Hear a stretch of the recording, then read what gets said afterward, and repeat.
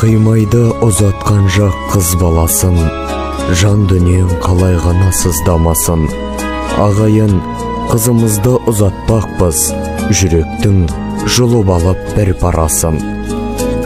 Құрметті ағайын туыс, бауырлар, нағашиын, өлелер, құда жекжат дос жара, сіздерді қызымыз Салиманың ұзату тойына арналған салтанатты дастарханымыздың қадірлі қонағы болуға шақырамыз. Той салтанаты 30 маусым сағат 18:00-де мекен жайымыз Алматы облысы, Қарғалы ауылы, Береке мейрамханасы. Той иелері жарқын мен Найла.